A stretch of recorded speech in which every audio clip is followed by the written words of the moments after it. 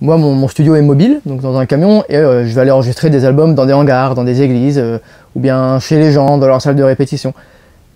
Il y a de plus en plus de home studios qui se font, et c'est vachement bien, parce qu'un home studio, ça permet aussi de composer, d'expérimenter chez soi, de tester des choses avec des synthés, d'enregistrer des maquettes, de pouvoir avoir du recul sur ce que tu fais, parce qu'on n'est pas obligé d'aller en studio pour vraiment entendre ce qu'on fait, sur un support, je veux dire.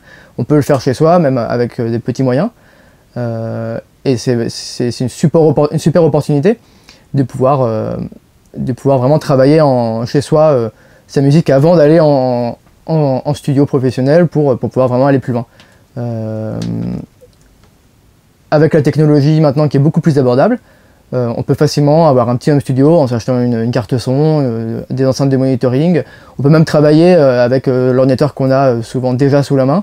On peut le booster un petit peu avec d'autres composants par exemple pour pouvoir l'utiliser, mais souvent on peut vraiment déjà avec ce qu'on a sous la main arriver à pouvoir commencer à travailler et expérimenter avec ça.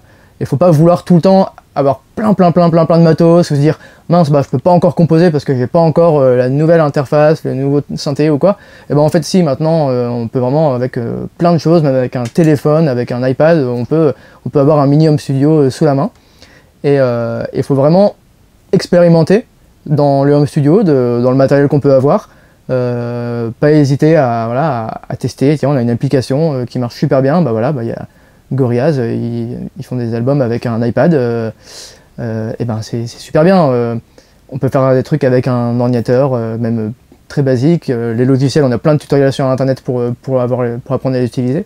Des choses qu'il faut faire attention par exemple dans ce home studio, c'est vraiment essayer de créer une atmosphère qui va être créative. C'est que des fois on va vouloir en mettre trop, on va vouloir avoir plein d'instruments partout, et en fin de compte on est submergé et en fait on crée même pas, on fait même plus de musique parce qu'on a trop de problèmes techniques ou on passe trop de temps à essayer de trouver du matériel.